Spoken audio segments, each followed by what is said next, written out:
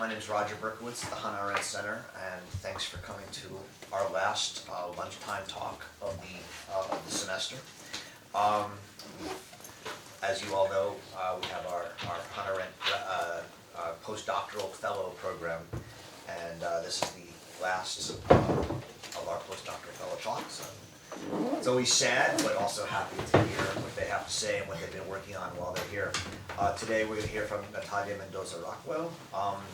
She has a PhD from Columbia in anthropology, and we're happy to say has recently accepted a job at Fordham University in the anthropology department. That's right. Her talk is called, it's still Debts and Promises, an argument about political obligation and time. It has many important, relevant overlaps with our current political debate here, although she's going to be talking about ethnographic research. Well, let's hear it, and then we'll have a discussion afterwards. All right. Thanks, Natalia. Thank you so much for the introduction, and thank you all for coming. So this is part of a completely new section of my book manuscript that I'm working on, so I'm still kind of trying to figure out the argument. And so the overall sort of theme of my book is the status of political language, and in particular political discussions in Mali, which is a former French colony in West Africa. So I did 2 years of fieldwork in 2011 and 10, and I recorded a lot of political meetings of different levels, going from like neighborhood-based party committees to the parliament. And so this presentation is going to be partly about my ethnographic observations in Mali, but also is kind of an attempt to make a more sort of theoretical argument about debts and promises, or the forms of obligations that are produced through language and those that are produced with exchange of gifts. And so one of the leading themes of my book is the failure of political language, or the recurrent idea, the recurrent complaint that citizens in Mali have, that political language is a farce, that it's false, that it's a representation, that it's theater, that it's, and even though this is a very widespread phenomenon throughout the world, as we know, I think that there is some very interesting differences in the particular form that it takes in Mali and in other African and Latin American countries, which is first that very often when I ask people why this claim that politicians lie, or what do they mean when they say that politicians lie, the emphasis was not on the fact that the statements that politicians make are false. So the emphasis is not on secrecy, as it was, for instance, around the Pentagon Papers, the Watergate scandal, or this. The emphasis is not on secrecy or falsity of statements, but on the fact that politicians do not fulfill their promises. In other words, that their engagements are not binding, that the engagements made in public, in the form of a promise to the electorate, are not binding. That's one of the differences. And the other one is that in places like Mali, or perhaps I should say in most of the world, which would include perhaps Latin America, Africa, Southeast Asia, there is a very acute distinction between what we call the formal and the informal. In other words, politics as it should be, as the institutions say that it should be, and politics as it is. So we can say that this is something that exists all over the world, but I think that in places like Mexico, the other place where I did fieldwork in Mali, it really becomes an almost kind of a schizophrenic kind of gap in which you cannot apply theory and you cannot express practices. So political practices have to remain somehow under the threshold of the expressible because they are not legitimate or legitimizable. And theory is both sort of impossible to apply, but also has the kind of the stigma of being a colonial imposition ultimately.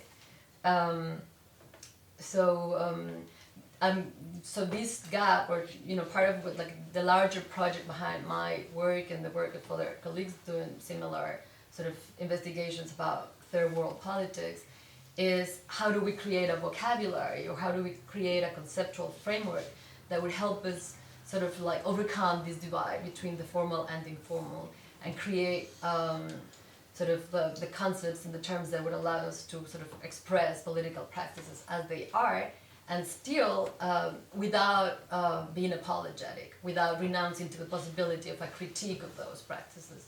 So where do we ground that critique is the question, right?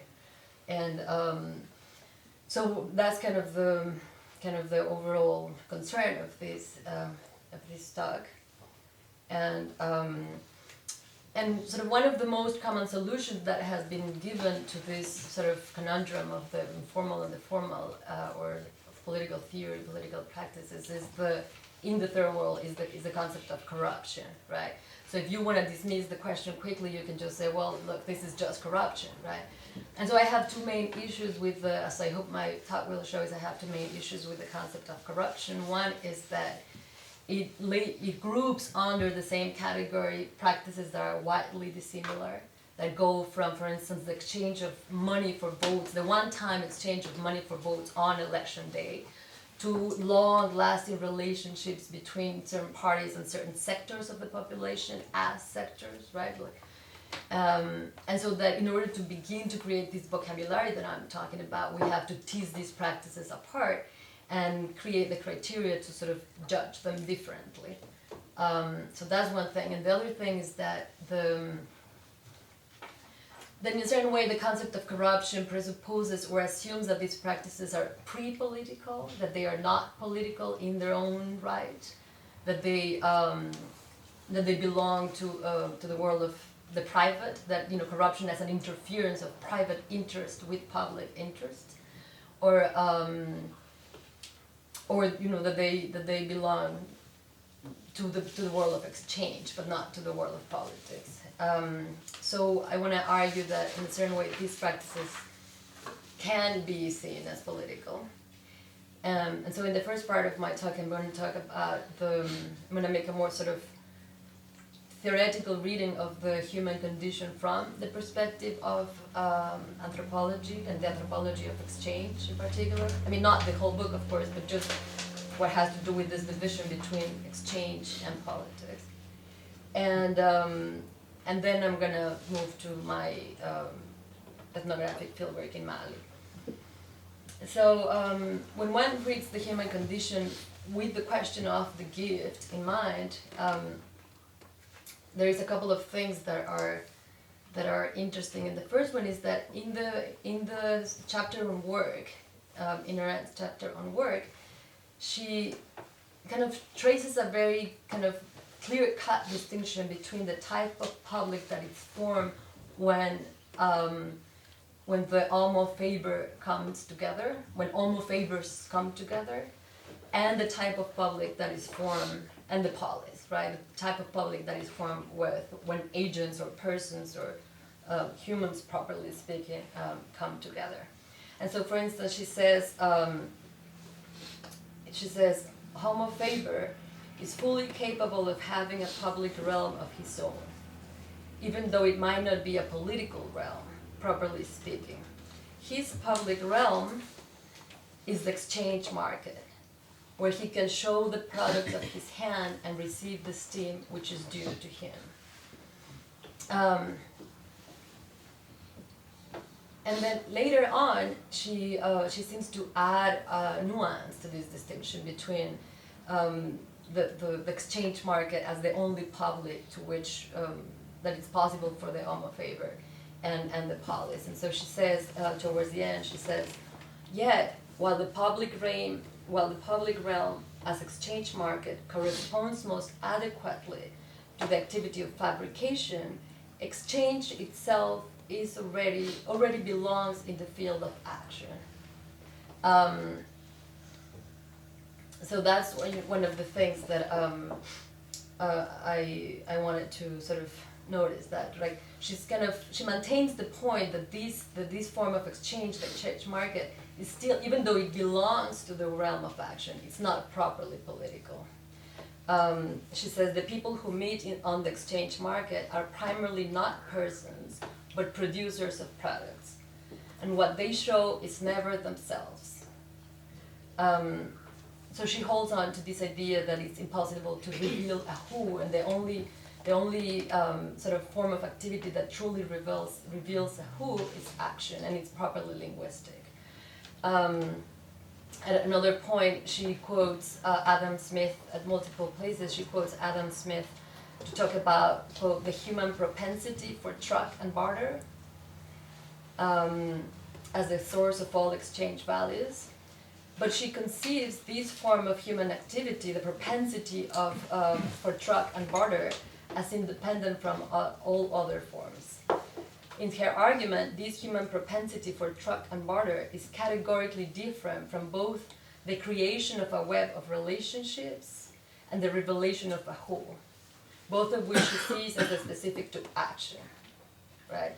So these two premises, that the exchange of things takes always the form of a market, and that the capacity to create a web of relationship is a purely linguistic phenomena, independent of all our human propensity for truck and barter. These two premises are the ones that are in a sharpest contrast with the anthropology of exchange, and in particular the tradition of the gift. And so I want to just kind of very quickly say why. Marcel Mauss wrote The Gift as an argument against British utilitarianism and as an argument against the idea that all forms of exchange of things necessarily take the form of a market.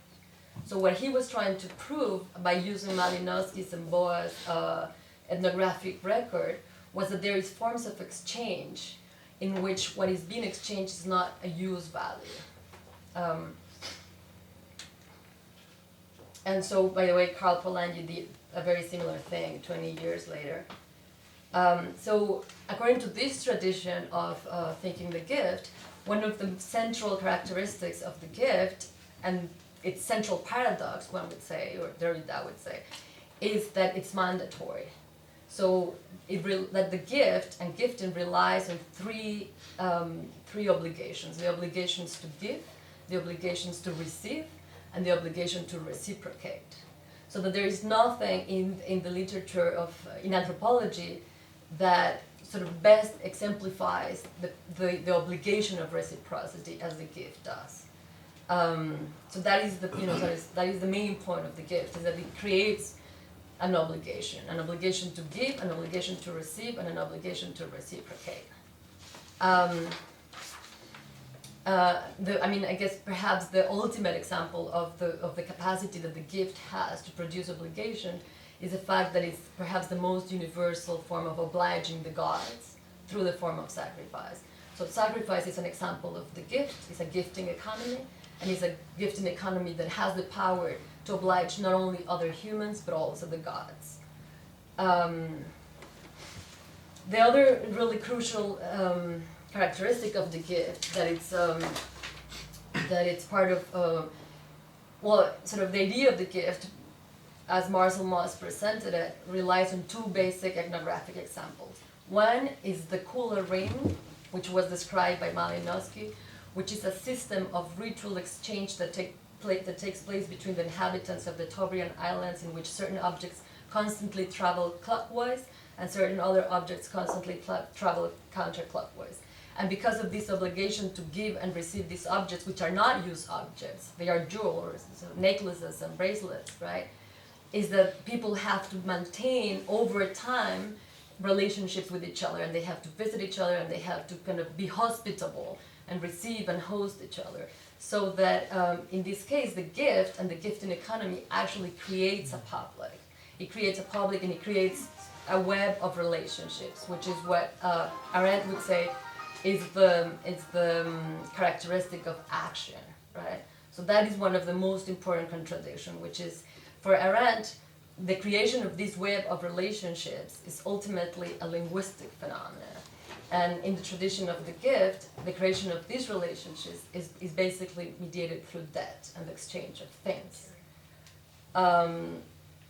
The other big example that Mauss uses is the potlatch of the northwestern Pacific, the Kwajalein, in which, again, next to the regular barter and truck of things, you have forms of ritual exchange that have the purpose of outdoing each other in generosity to the extent of reaching the point of burning wealth in order to demonstrate prestige. So that finally you would say that in these gifting systems, the gift has, to a certain extent, the capacity to reveal the who.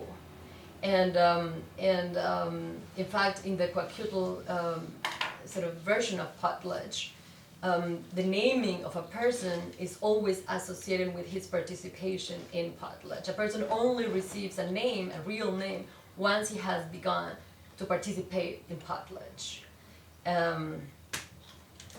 So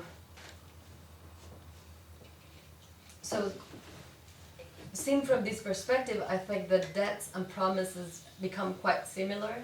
They both create obligations. They both are forms of obligations that do not emanate from sovereignty, but they are immanent to the relationships between humans. They both have the capacity to extend a relationship over time.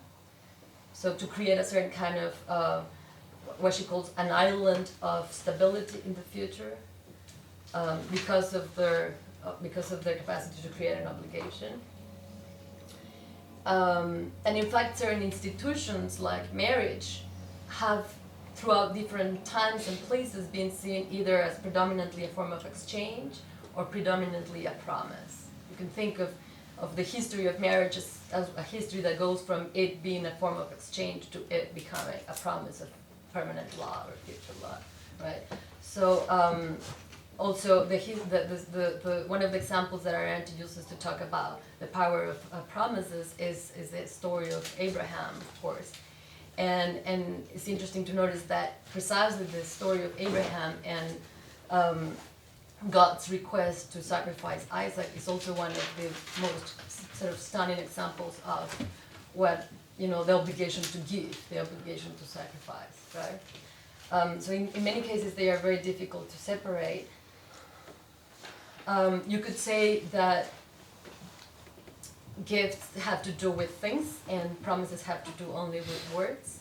But in fact, I think the distinction is much more complicated than that, because you can have non-material gifts, like favors, that generate a debt, right? And I don't know that you can have, perhaps we should stick to Arendt's definition that promises are fundamentally linguistic, but where does the power that holds on, that a promise produced comes from? Does it reside in languages? Is it ultimately linguistic in nature?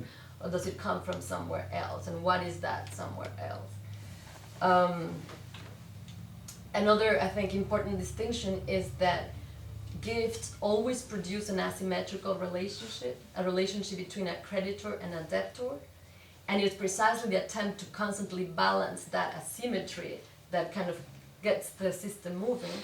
Whereas a promise, even though it always requires a witness, right? Because Arendt says that there is not such a thing as a promise to oneself, right? The promise always, it's out there in the togetherness of the world, but it can be mostly predominantly unilateral. If I promise to you that I will do something in the future that doesn't engage you as anything other than a witness to my promise.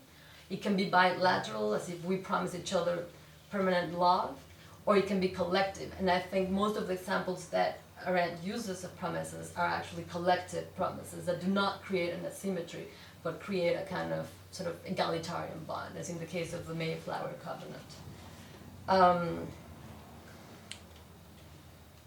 But above all, I think that she would say, and I think she would be right, to say that the main difference between gifts and promises is that promises is natality, is that promises have the power to bring something completely new into the world.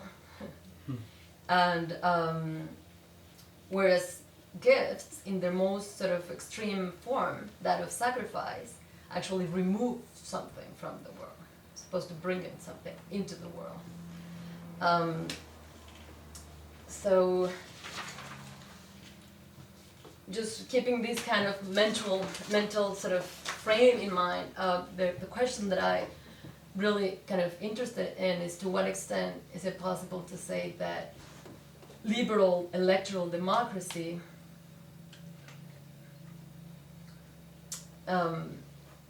is particularly dangerous to promises, or whether promises suffer of particular illnesses in an electoral democracy. And what does that have to do with gifting and the gifting economy?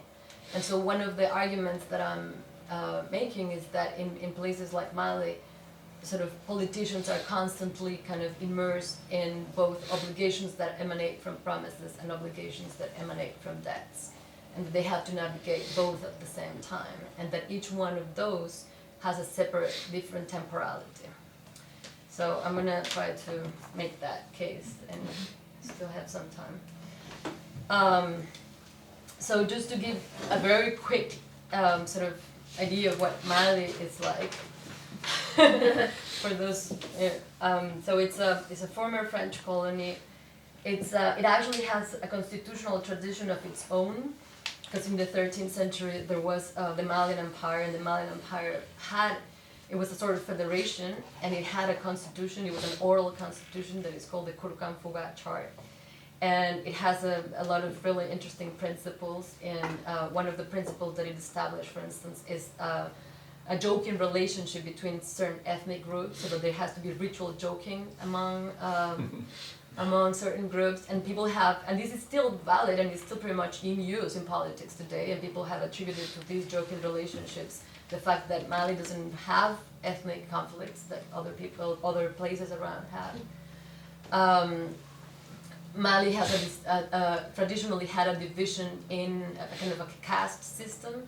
So you had the nobles on one side, which were called Horon, and the Nyamakala, which are the caste people. And one of the caste is the griots. I don't know if you've heard of the griots, who are the ritual speakers. So it's a caste to whom the power of speech and public praise belongs. And then you had slaves. So that was kind of, and the relationship between nobles and slaves was basically a relationship of living together, right? So like the nobles were the hosts of the slaves lived in the houses of the noble. And so, yeah, that's kind of, and so then there was the French occupation, the French colonial rule, which lasted basically around 100 years. From the 1850s to the 1960s. And then Mali got its independence in 1962, and it first opted for a socialist regime, which lasted only 8 years.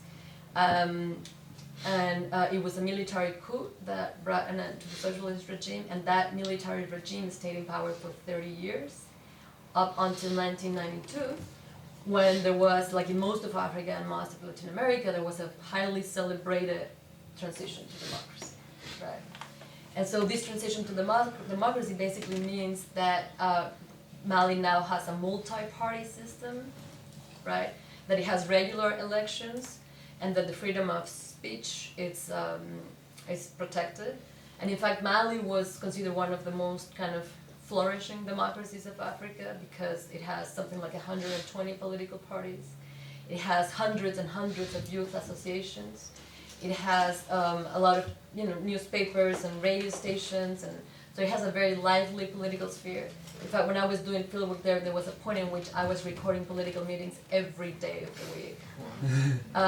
So it's not by no means kind of like this idea that we have of Africa as just suffering. It's none of that really applies. And I think that what is interesting when we look at it from the perspective of this kind of sort of mental map that Arendt presents in The Human Condition is that what she calls the substitution of making for action. So the idea that politics should be understood as a process of fabrication, of creating a new society or a new man or new institutions, right? Which she sees, of course, as a kind of a degeneration or a kind of loss of like the original sort of sense of the political. In Mali, it has that whole sort of section of politics has largely been transferred into the NGO world and the humanitarian aid. So the victory of life, as Arendt would talk about it, is actually there, but pretty much in, through humanitarian development aid, NGOs, and so that everything in politics that has to do with the creation of a future, the creation of a better world of development, all of this is really more and more the prerogative of NGOs. And for good or for bad, the result of that is that politics as such, party politics, is pretty much political in the sense that it's about alliances and rivalries and sort of personal glory and sort of these other kind of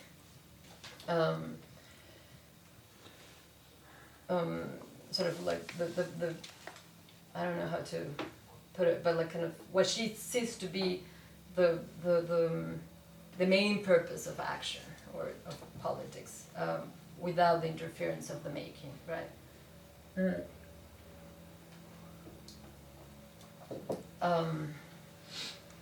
So even though during the socialist regime, of course, this type of rhetoric of the making of the new man and such had a very kind of prominent place, it has now largely been displaced into the non-governmental world.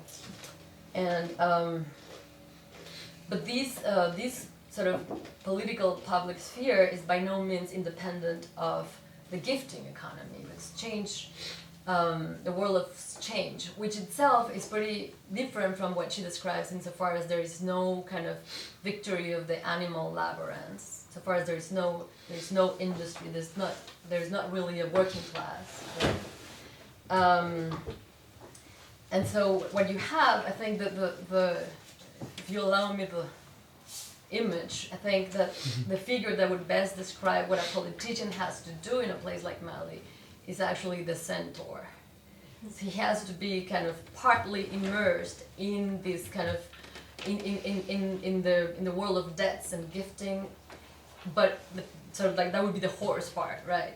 But then he has to claim to be a human. He has to sort of present himself as human and has to deny that there is that underlying world that actually kind of facilitates and creates politics. So there is this kind of constant sort of conflict between the demands of the lower sort of part, the part that is kind of ruled by the obligation of debts and reciprocity, and the part that is obliged by promises and speech, right? So that these two, and what I'm trying to say is that these two are always somehow connected, even though there is not an explicit recognition that they are connected. In fact, there is a kind of explicit misrecognition that they are connected. So just to give a couple of examples of that or how that works, one of the ways in which I see this working is, for instance, the question of truth telling and who can say that, who can tell the truth, who can speak truthfully, right? And pretty much like we have today in America, the idea that only if you are not a debtor, you can say the truth, right? So one of the meetings that I attended that was very interesting. It was a party meeting at a local level in the town, and it lasted 3 hours, and of which maybe 2 hours was just constant screaming. And when I had to hear the recording again, it was like really hard to tease apart what each person was saying. And it actually, the meeting dissolved in a fight. Like, and people left, and the imam called for prayer, and it was over. And it was like not, it was never kind of, it never translated into acting in concert. Let's put it that way.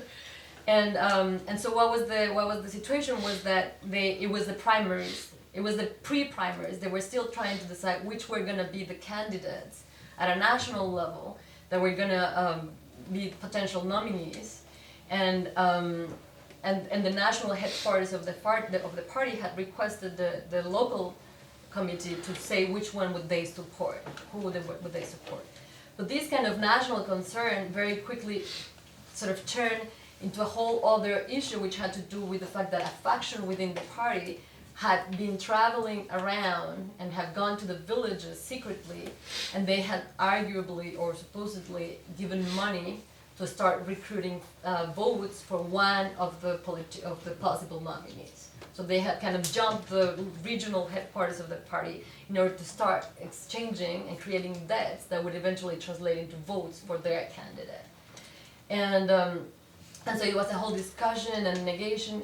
And what is interesting is, like, if you listen or if you look at the transcription of the meeting, every single person is trying to sort of say a truth that is sufficiently convincing, or for it to kind of create the grounds for an agreement, right? And nobody actually manages to sort of say the truth, right? To just say something that is that the others in the meeting would sort of consider to be an accurate version of what happened, not any other type of truth, just an accurate version of what happened, right?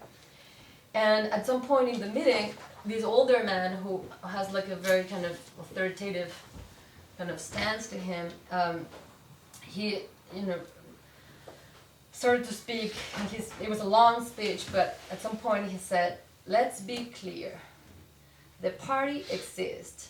It feeds some people, and some people feed the party. We need to remember that the person who is here and feeds the party has a particular dignity. If he does not receive the respect that he deserves, there will be conflict," right? So he's establishing a distinction between feeders and fed, which is basically a distinction between creditors and debtors, right? And he's saying only the person who has given more than he has received, right? Because the question here is not who has given more money. The question is the balance between how much you have given and how much you have received, right? Because many people there had given a lot of money, but they had also received a lot from the party. They have occupied positions, they had built houses, they had, right? But only the person whose balance makes him a true creditor, a true feeder, has the capacity to speak truthfully, right? And what is very interesting here is that the word that he used, that I translated as dignity, but it's actually very complicated to translate, it's a Bambara term, which is horonya, which is basically nobility, right? The nobles have, and it's also freedom or independence. When they were fighting for independence against France in 1962, they talked about national horonya, like the independence of the nation, right? And so horonya is what a slave doesn't have. And what is interesting is that this kind of traditional distinction that existed in Mali between the noble, the slaves, and the people of the caste, of course, under the influence of the egalitarianism of the West, which began with the French colonization, has been slowly dissolved. Of course, it's not recognized by the Constitution, right? And even though it still kind of has a certain power, it cannot be translated into public French statements, right? Or public statements made in French. And so this status of having independence, of having dignity, of having horonya, used to be a birthright, used to be something that you earn from your birth. But now it has become something that you have to basically constantly prove. And so to me, the point of this meeting is that you can never fully prove that you are a true feeder, that you're always under sort of having to prove it and prove it and prove it again. And that's the purpose, and that's the driving force of the gifting economy, to sort of prove that you have that you have freedom, that you have independence, that you are a feeder, that you are a creditor. So that's one of the points where I see this conflict. The other one has to do with the question of promises and debts in the electoral campaign proper. And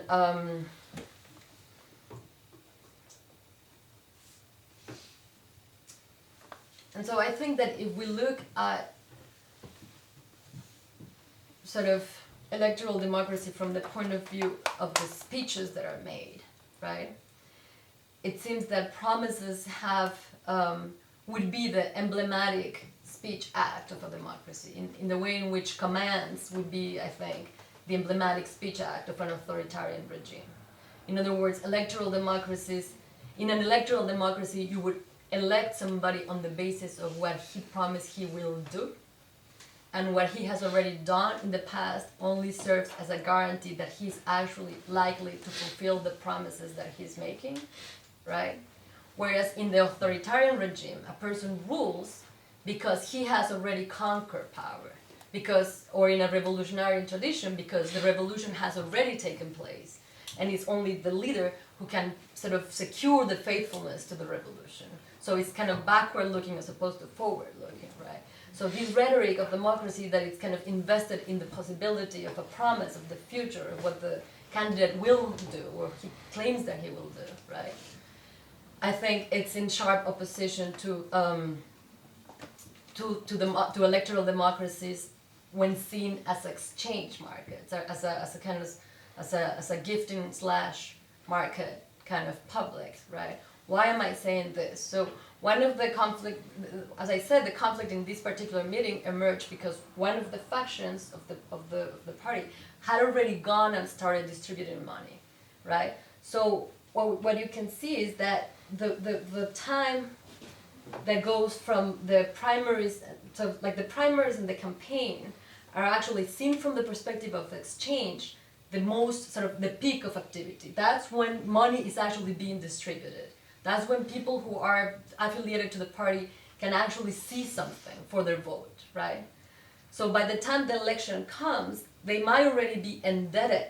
And so the vote is just a retribution or reciprocation of what they already received, right? And by the time the person occupies office, now he has to start extracting the money that he needs in order to pay the investors, right?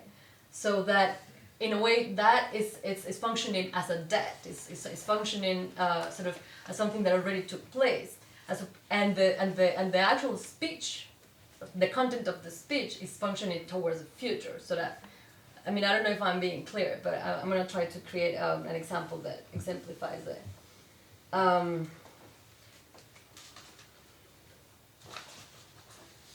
So here I'm going to cheat a little bit, but I'm going to use an example from the United States in the 50s. This is a book called Street Corner Society, which is one of the most classic sort of ethnographies of politics and crime. And here there is, it's an Italian slum in Boston. And there is a social club that was organized in order to support, to support a candidate. And this racketeer comes by to the social club and and the social club had already decided to support and endorse one candidate, and this man, this kind of big man, is trying to convince them otherwise. And so he says, I don't believe in endorsing candidates. Suppose your candidate loses. How are you going to get any favors? Don't endorse nobody, but tell all candidates you're with them. That's what I believe in. Then, after, you can go up to them and get a favor done. I didn't have all this experience in politics for nothing. I learned a few things. How many favors can a politician do when he gets in office? He can do them for nobody. He can't do them for everybody. So you might as well get the cash on the line in advance, and you know you are getting something. I don't do this racial politics. I go for the best man, no matter what his race is. Right?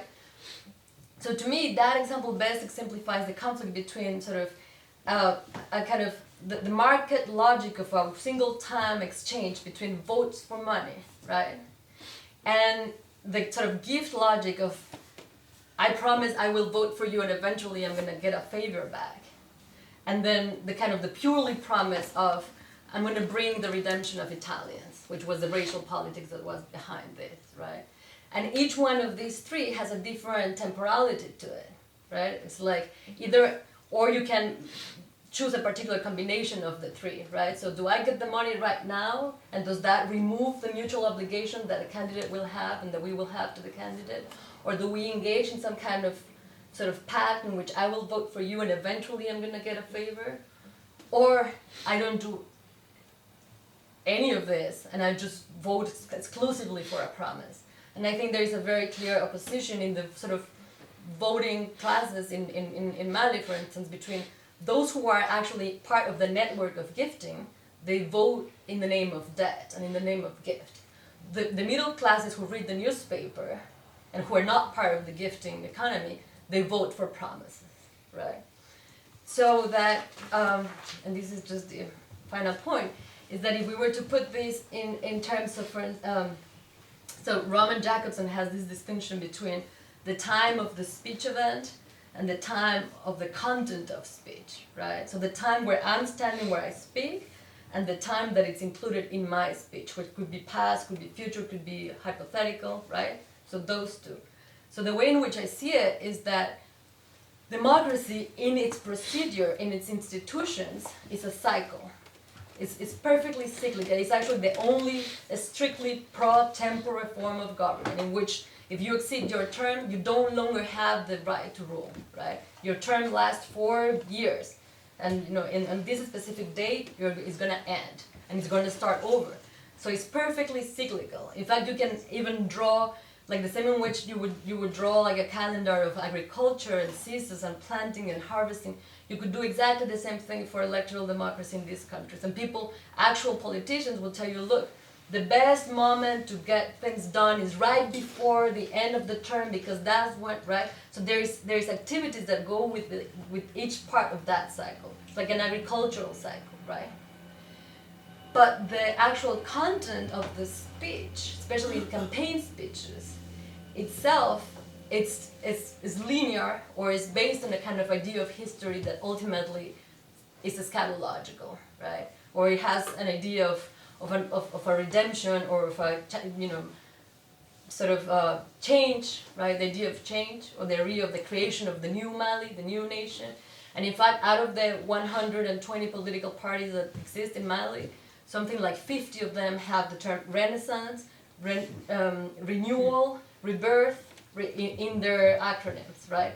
So this idea of the Renaissance, or the new African man, they would say also, there is a whole sculpture to the new African man, right? It's part of the kind of the political promise, right? But it's a political promise that has to be repeated cyclically, because the procedures of democracy are themselves a season, right? Kind of like harvesting or like agriculture. And I think that sort of conflict between those two temporalities has something to do with the failure or the fragility of promises in democracy. Thank you.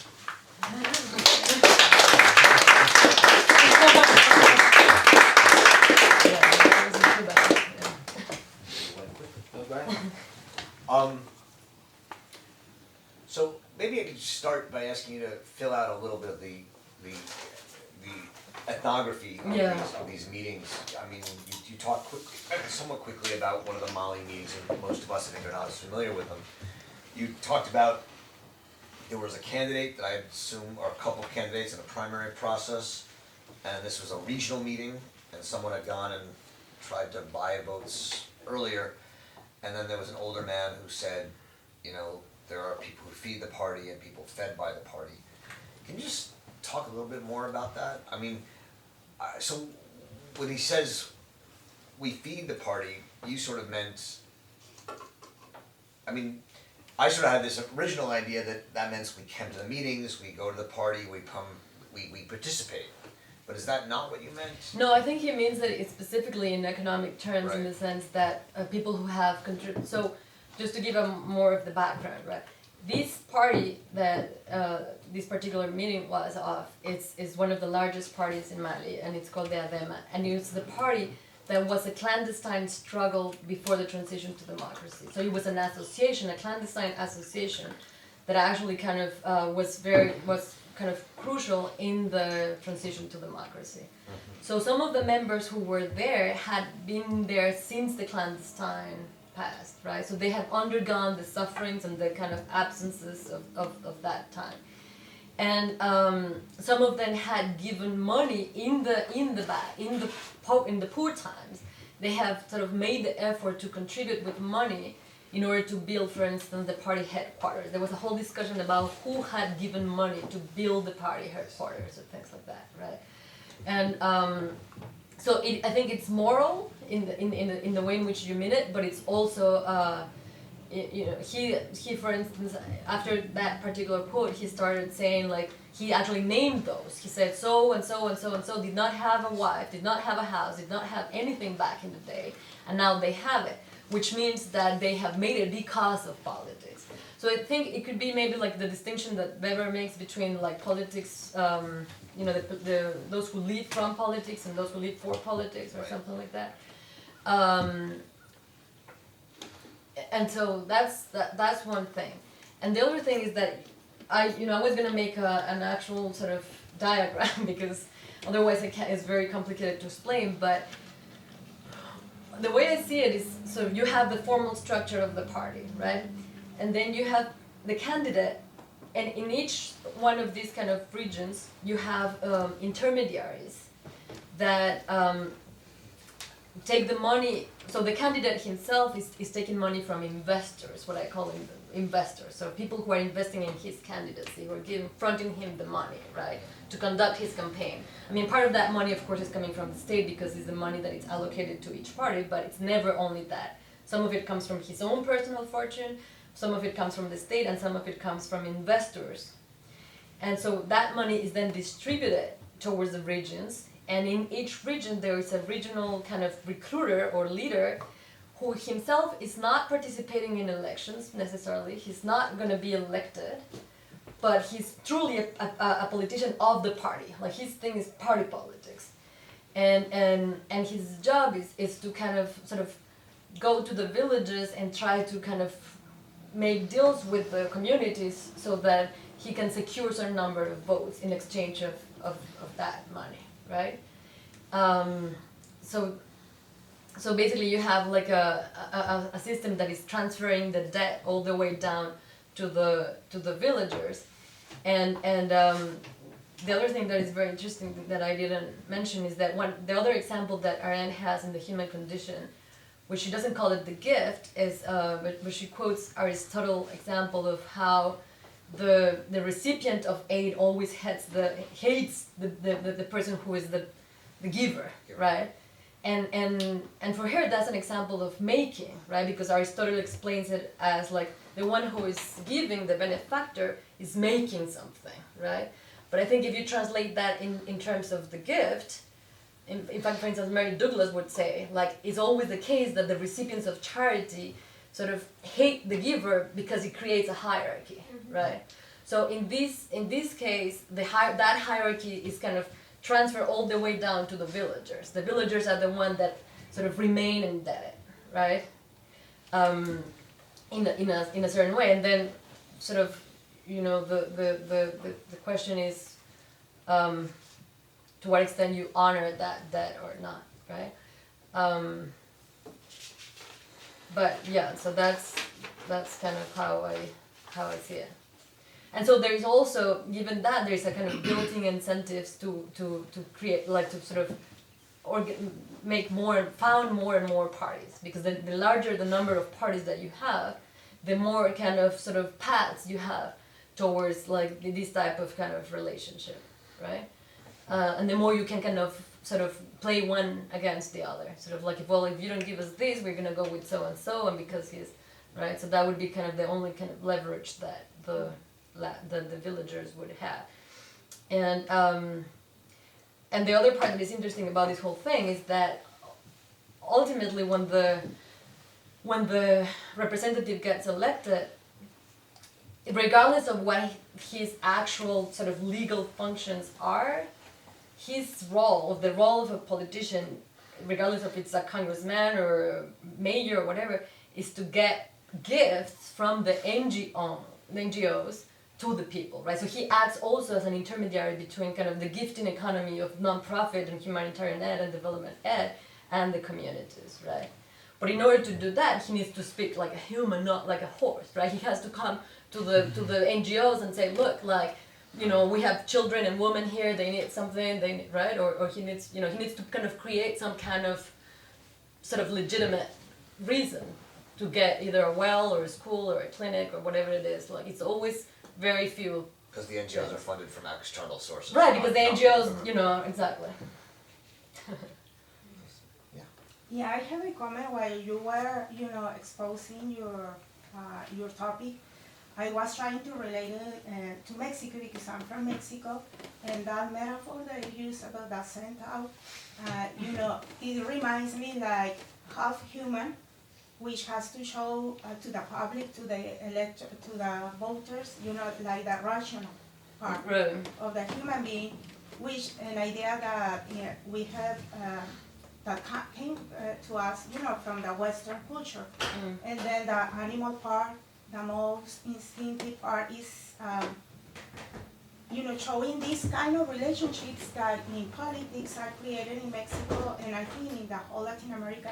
And even I would say, I don't know if I'm wrong, but even here in the US, because these kind of relations that we call in Mexico, clientelares, I don't know how to The translate patron it. client. Yeah, like, well, I give you this, you give me this in back, and then we continue with this idea of the gift, which there is a Mexican historian, Francois Javier Guerra, that he called this a traditional world, and that we don't say it publicly that it exists, but it does, and create this idea of corruption in our country because we are like in both worlds. At the same time, Yeah, at the same time, and it is not recognized publicly, and so it's. The fact that you are applying Maus and because I never come to that idea to applying him to analyze politics, and also this book, La Parte Maldita, I don't know how to translate it. The curse share. Which takes as ideas from Maus to apply the author. I read it. Bataille. By George Bataille. To apply that to. I found it very interesting to apply this. I'm not an anthropologist, so when I wrote, I have a PhD in literature, so kind of sometimes that's not very linked to each other, but I find it very, very interesting because when I read that, those books for me were amazing, but I never know how to apply to, like in my case, to Mexico, to that reality. And I will say also, because I always have questioned myself, why we say the U.S. is a modern country? Because I saw a difference in realities between Mexican politics, where we have this kind of relationship between the clientela and the people in power, and right now, for example, looking at Hillary Clinton, that shows a lot of favors to the people of Wall Street, creating also a this kind of relationship. So it's always it's the first time that I say it in public because I don't, to be honest. Yeah, but I was trying to, I said, what is the difference? And I think these authors can help a lot to clarify a little bit the situation. Yeah, ideally I would like to actually go much deeper into the details of each type of transaction because I actually have the idea that so there is such a thing as like the day of sort of the election day. You go in, like in Mali, for instance, I saw it like they rent a truck, they go get the people, they give them in the truck the money, they vote and they leave, right? So that in the gifting, like that for Moz would not be a gifting economy. That's exchange. That's the market because it doesn't extend through time. And that's the whole point, right? Is that it's a simultaneous thing. It's like it's a kind of like it happens, in one single point, right? Time when we had Boss Tweed and clubs, and you gave the people money. Right, they voted, exactly. But that's the distinction that I'm making, right? That it's like you have that thing of like just the one time sort of exchange of your vote for this amount of money, and I think that is different from the other different types of exchange would actually require something of a promise, right? It's like when I said I'm gonna support this candidate as a club, for instance, in the example of the Italians, there is a promise that there will be gift in the future. In other words, nothing is being given yet. It's just the promise, just an engagement. It's just like we will support you, and then in electoral democracy here, you give money and you expect something in return. No, it's right, not as explicit, but. Yeah, no, I think it happens everywhere, but what I'm saying is like I think it's different when it's mediated by a promises that makes it extend through time, because that means that that something will be expected, that there is that uncertainty of whether the obligation is actually gonna be fulfilled or not, as opposed to kind of taking people and watching them while they vote, right? In other words, it doesn't rely on trust in the same way, and it doesn't sort of, like the obligation doesn't become exposed in the same way as when you have a kind of a longer type of relationship. So I think that actually eventually what I would like to do is a kind of more sort of specific typology of these different forms, right? Because I don't think they are equivalent. Yeah. Well, Tomas? I have two questions. One is, what happens? It's a question about a part I'm not completely clear. So, can there be a situation where a promise is not fulfilled or a gift is not met? So, are there consequences for that? Or is it always sort of prepaid? What's happening? So that's one question. And the other question is, I'm interested in the promise part, or the question is about the promise part. So can there be, the example that you gave about the party leader who said, I've already fed the party, so I'm receiving, I'm expecting things back. To what extent does there exist, is that also immaterial, sort of an immaterial giving of something? Is there an immaterial currency as well?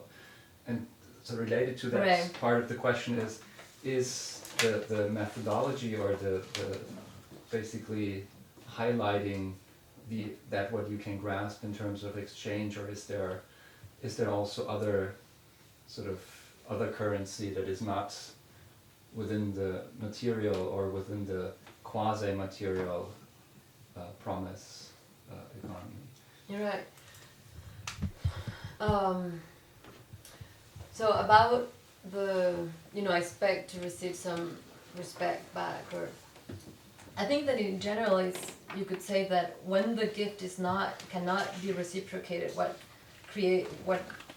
results from that is a relationship of hierarchy, and a relationship of hierarchy that is expressed in terms of prestige or rank or things like that, and I think that those particular understandings of social values, let's say, sort of like prestige or rank, have in common that they rely on an idea of worth and an idea of scale, right? It's something that you can place along some kind of scale, right? So that even though it is immaterial, it ultimately has to do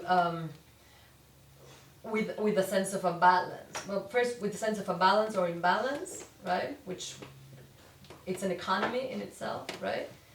And with the idea that resulting from that balance or imbalance, you will end up along, somewhere along a particular scale, right? That it's something that you can turn into a scale, like rank, like relative positions of power, right?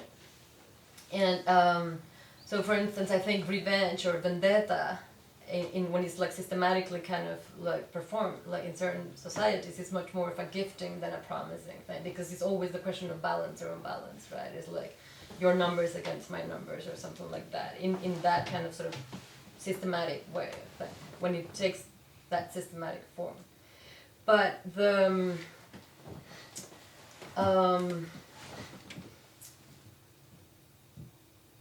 so to me, sort of the question of promises, like I was gonna have another section of the talk that has to do with promise as beginning, which is the one that I didn't touch. Sort of like the question of constitutions, or the capacity to create sort of a new order based on a promise. And about that, I was thinking about this place on Revolution, where Arendt says that there is not such a thing as a given constitution. That like you cannot give a constitution, right? That it's not.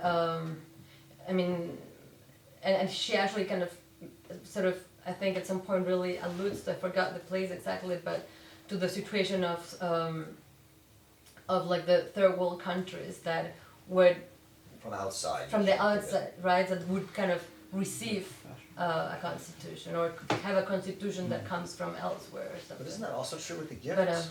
Because if you give a gift, it's not from the outside, it then becomes a reciprocal. Is it different? No, I mean I haven't really thought about it in terms of the gift, but just, well, Right, like in the sense that if you think about democracy as a gift, right, the idea we have given you democracy, right? When democracy or the constitution comes as a gift, in a certain way, it's a gift that cannot be reciprocated, right? That it creates that kind of sort of hierarchical relationship in which Right. like it offends rather than create a bond, right? Something like that. So that's the kind of the part specific to promises and like the power of language itself and the failure of that power that I was kind of thinking about in terms of the sort of the constitutional moment. But you asked me something else that I'm forgetting, and the question of I think the other question I asked, yeah. the consequences, asked about the consequences, what happens if it's not fulfilled. In terms in the case of a debt Right, or in the that, case that's of what a you mean promise? by the hierarchy that Right. that's created. And I was asking if there is something. Maybe you answered both questions because I was wondering to what extent that sort of vocabulary of exchange and material organization is also brought to the description or developed out of where does that sort of convincing, conclusive concept of a material exchange world, is there also immaterial, are there immaterial aspects, especially when we talk about promises, which I would sort of expect from the way I understand promise, but maybe that it might be a different understanding of what... As a reciprocal promise. Or you know, whether the terms sort of like the language of gift exchanging also kind of infuses the promise? Is that the question? Right. Well, Yeah. I just Yeah. to tag on, this is related to what I was thinking. It seemed like at the beginning of the talk, you were talking about these different forms of obligation. One which came through language, the other one came through material gifts. So you were dividing what I think you're referring to, the immaterial world of language promise from the material world of gifting. And I guess my question that comes from this, I was thinking throughout your talk about the signs of recognition, the book by Webb Keen, do you know that book? Where he talks about promises, he's not talking about political situations per se, but he talks about obligations and promises in a ritual, religious sphere, which a promise as a sort of performative utterance, as an utterance that basically creates something, in some ways is substantiated, he talks about, through something material that's also given. So the language itself has some material component. I'm thinking in the political sphere where, you give money to a candidate and then you get a sticker or something. I mean, there's something that, so maybe this is speaking a little to your question of the kind of immaterial world of language exchange. Does it also involve a material exchange that helps to secure that immaterial promise, if you know what I mean? Yeah. And if that's the case, that would be interesting to your kind of typology of, I think it would be interesting to your typology of the different temporal nature of that. Because maybe some kinds of material goods relate to the kind of speech that's cyclical, whereas other types of material goods might relate to the more linear kind of content of the speech at the, I don't know. And that was a question I had throughout your... Okay, well, thank you, yeah, that's useful. I don't know if I should answer or should I just have people? I find your presentation very interesting from several points of view. One, beyond Mali or Mexico, it applies to the globalization process that's going on now. If you had a blackboard, Roger, as you made your points, I would put a check on the blackboard so I didn't interrupt you about the points you just made applied to Clinton versus Trump. Do you want to say what you think is different? Because you were sort of trying to say that you were sort of resisting, I think you resist the idea that this is similar to what's going on in the United States. There are a couple other things involved. One, you mentioned NGOs and the role that they play. But I think it's useful to differentiate internal NGOs versus international NGOs, like Doctors Without Borders, or the American Civil Liberties Union that sent an email to me just before I came to the meeting, and they wanted me to indicate it's about time we let a prisoner go from Cuba that we've held in Guantanamo for 16 years in spite of promises made by politicians. And another institutional point is the impact of information technology on all of this. Let's let Natalia respond a little bit. If there's, or do you wanna? Yeah, I mean, I'm not.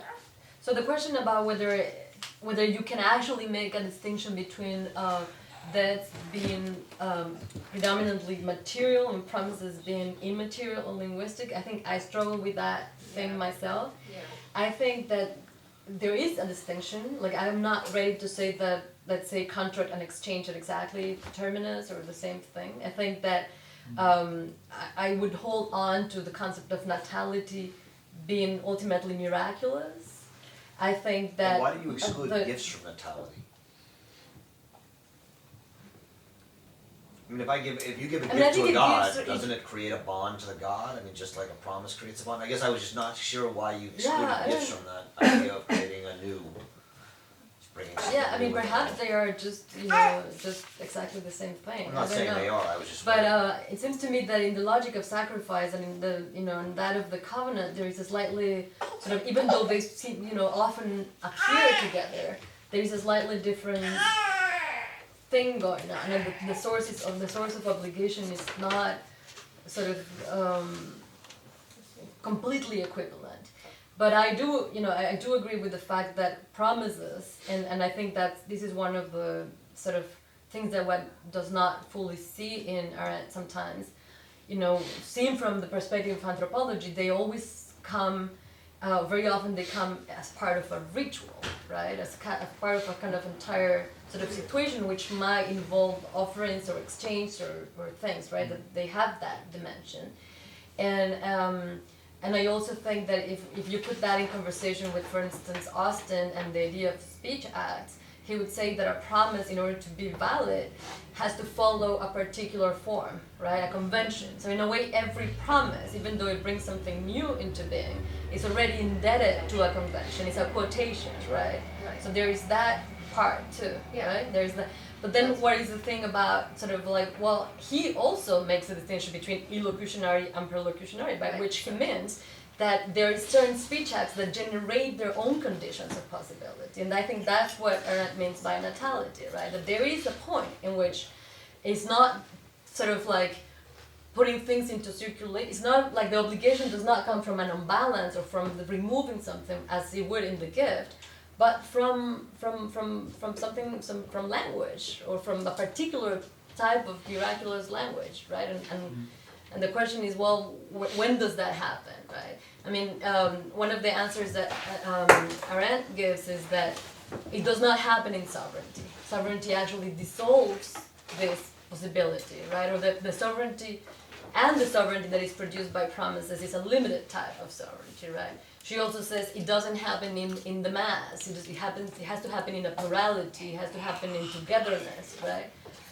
So all of those, I think, are more kind of immaterial, perhaps, conditions, although they are like the centaur, in a way, kind of impossible to sort of separate, right? So that's one about that. And what's different with the United States, I just don't know enough about American local politics in order to make a claim. Like when I read, for instance, Street Corner Society, that which is the 50s Boston Italian, an Italian slum, they call it, right? I feel right away that this speaks to Mali, speaks to Mexico, it speaks to. I don't know to what extent that is still the case. I think there are. I mean, there are very concrete legal conditions that make it even more difficult or more, easy For the in certain cycle you were places, mentioning. right? That, I mean, just the fact that whether you can trace where do the funds come from, whether those funds are transparent or not, right? I mean, that to me is a very concrete reason, right? It's like, do you have a systematic way of tracing where each dollar that goes into a campaign comes from and how it's spent, right? Or not. In other words, when you give when Trump borrows money from somewhere in order to finance, well, he doesn't, right? I mean, and that's the whole point. In that respect, I think that the question of truth telling, the question of who can say the truth, pretty much speaks to Trump. In other words, his whole thing is that he can That's say right. false statements because he doesn't owe anything. And Sanders the same. Right? So I think in that respect, in the question of the direct link between truth-telling and the gifting economy, I think that it's pretty much This is throughout. being discussed right now, that point. Right. In the media, this is being discussed. Right. Yeah. I No. can't get it clear. And All right, we'll have a question. I wanted to ask you about the concept of forgiveness. Because from the little that I know, it kind of comes together with the promise, for earn, and I think it's very relevant to politics. At least I know in Israel that it's kind of an assumption that politicians are corrupted, and then people keep forgiving them all the time. And I mean, I don't know. This is maybe this is very specific, but like I know that in Israel it's really like. Central. Yeah. Yeah. You mean forgiving them in Forgiving- a spiritual way? No, I mean in a very practical Or way. just Like voting forget again and about again them. to a person that disappoints them, and that like it's already even a joke that he won't keep his promises, but he keeps on doing those promises, and I just know that it's, like she speaks about both concepts in a similar way. So Right. I just yeah. I haven't really thought about that. Thank you so much Thank for you. coming. I haven't really thought about that as much, but I think that's a very interesting point, right? I mean, I think what you were describing would, in a way, speak to the cyclical nature of electoral democracy. I think that it's very interesting that it's kind of that there is cyclical disappointment, right? That there is this kind of that the campaign is the moment in which sort of illusion builds up. Like, I mean, I remember the day after Obama was elected, I was in the subway and the kind of The atmosphere. the atmosphere was one of an absolute possibility, right? And I think in a different scale, this happens this is kind of built in democracy, right? That you have this taste of like possibility, and then there is a point in which kind of disappointment, also very kind of ritually paced, comes back, right, over and over, right? So that's kind of the repetition of that. It's like the rhythm of politics in a way. Until you right? see the next possibility, and then you think, oh, it's pretty good. Absolutely. So yeah. Yeah. I'm not a social scientist, and I found this discussion extremely interesting because it things I don't think about. But I had a question. She's Your- an MD. Your discussion suggested to me that Mali, which I have never even heard, I mean I know vaguely where it is, that it sounds like as the women are nothing. Yeah. Is that true? Can they vote, woman? Yeah, I mean, in fact, it's very But interesting you keep because. talking about men. But the actual, well, I talk about men because also through the influence of Arendt, because after reading her, you always talk about men come together, men, right? But it's also true that, as far as Mali is concerned, like party politics is, well, thank you so much. It's based, is mostly male, and all of these parties in Mali, they have a different section of the party that is the women sections and the youth section. So that sort of youth politics is a whole other thing that I didn't talk about today, but it's very important and very lively, and it's actually, there is this kind of traditional distinction between kind of the politics of the elder men is a politics of kind of, is realistic, and the politics of the youth is idealistic, right? And so women have, I didn't attend any, I don't think I attended meetings of female associations, but not of party sections of female party But sections. they're not together. They are not together. There's only one political party that has actually done away with the distinction and brought them all into one single organization. But usually, it's and women, when they speak in public, they speak as women, in the name of women and for women. In other words, for women rights. You know, they can. There is a kind of asymmetrical representation in which men represent the universal, women represent the particular. Like, so that's the. So women are pretty powerless from what you say.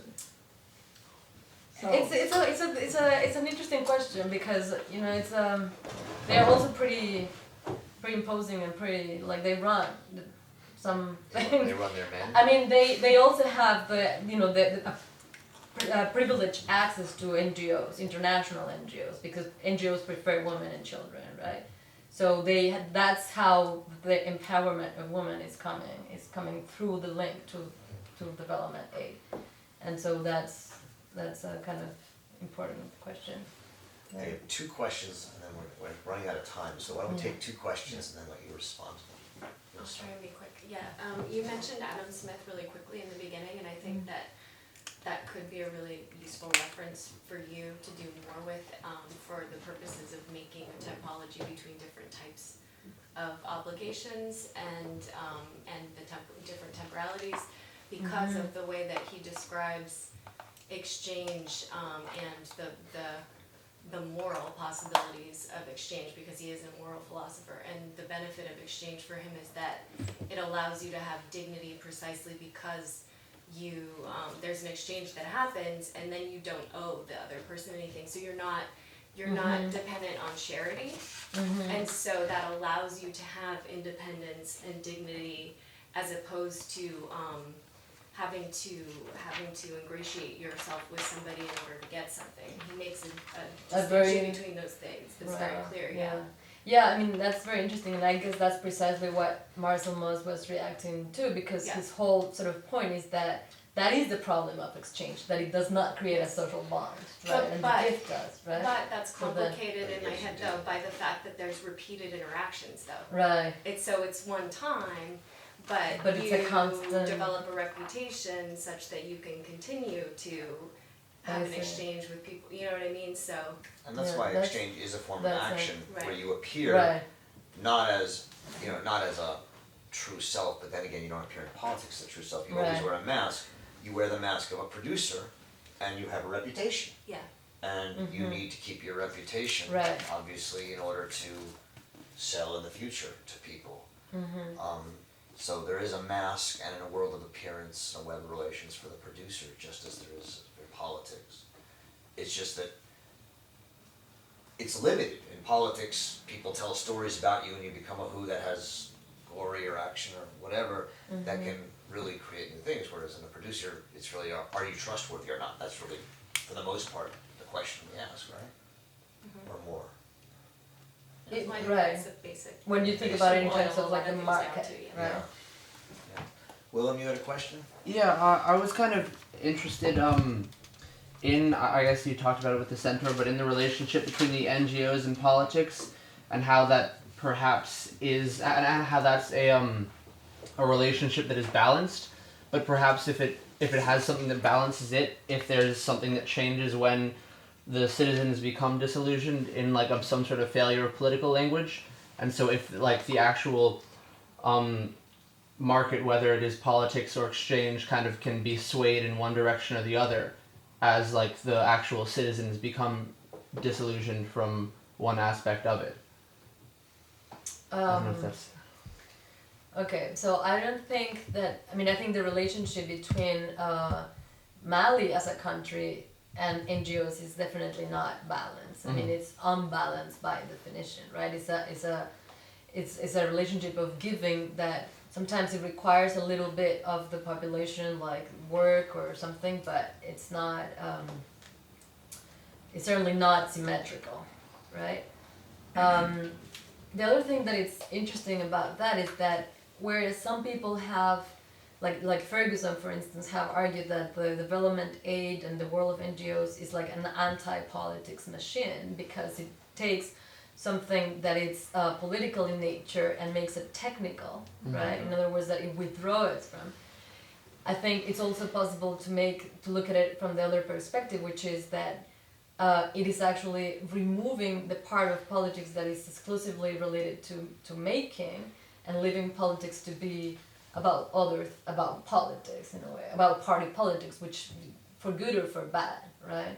So I think there is a kind of a very complicated relationship there insofar as like, yeah. So I don't know which one is more politicizing and which one is more depoliticizing, right? Well, I think this distinction between a domestic NGO and an international NGO is important.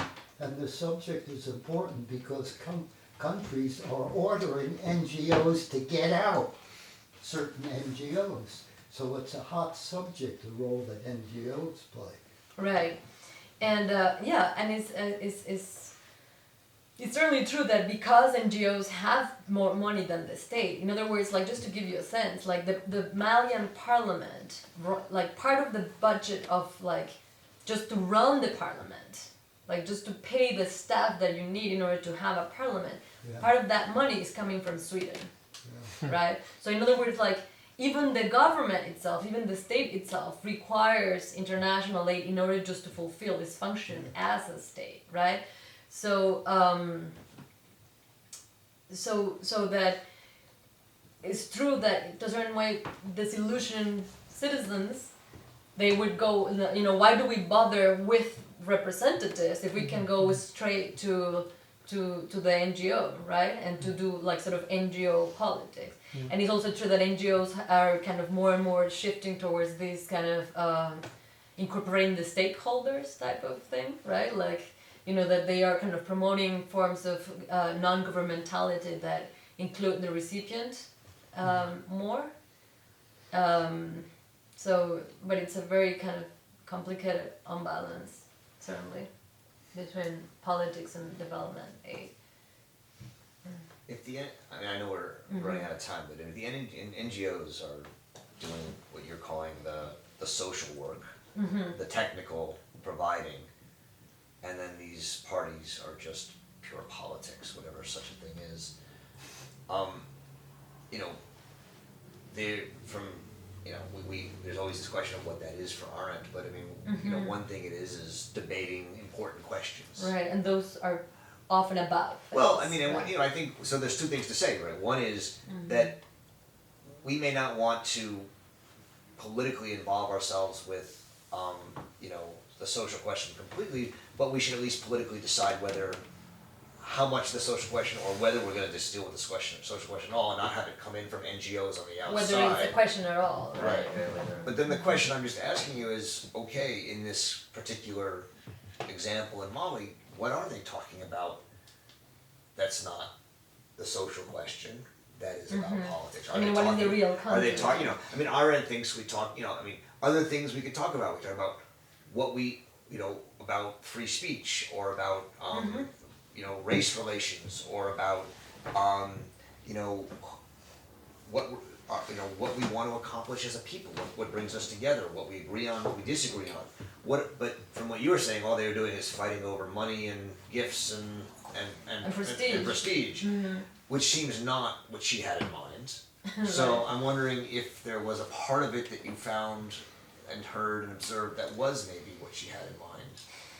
I mean, I don't know what she had in mind, because sometimes it seems that she's really talking about like the, you know, sort of the question of glory, right, and the remembrance and of and for that, Mali, I think it's a very interesting place, because it has this cast of public praisers that whose job is to remember what people have done and things like that, right? But other than that, I think that sort of issues that I think are central to Malian politics have to do, for instance, with you know, the anti-colonial tradition, right? I mean, to what extent, and one of the cases in which this became really evident was around the family code. So when I was there, for instance, the only political issue that really brought women, children, and men outside into the street was that the parliament had voted on a bill to change the family code so that marriage would be considered only a civil matter and not a religious matter, and to change the phrase in which like the original said the woman owes obedience to her husband, to change that to the spouses owe each other mutual respect. That transformation was considered to be anti-Islamic, and it was largely in the mosques and through the imams that the mobilization sort of took place, and it was so kind of the resistance to it was so big that the president actually kind of sent the bill back to the parliament for a second reading, and they ended up passing a law that keeps the kind of Islamic tradition in place. So it was stopped. Yeah, it was stopped. So and that to me has a lot to do with the kind of like marriage and family are political themes in Africa throughout. I mean, if you Arendt would consider that politics. I believe. Sorry? Arendt would consider that politics for sure. Family politics and marriages and things like alliances. Yeah, so I think that's, it's very clear, especially in marriages where you have 4 wives and 1 husband, which you have like 4 different factions within one family. And it gets complicated. Yeah, and so in fact the terms that are used in Bambara to talk about concord or bringing things together is the relationship between 2 siblings of the same mother, and those of sort of separation and rivalry is the relationship of siblings of 2 mothers but the same father. Wonderful.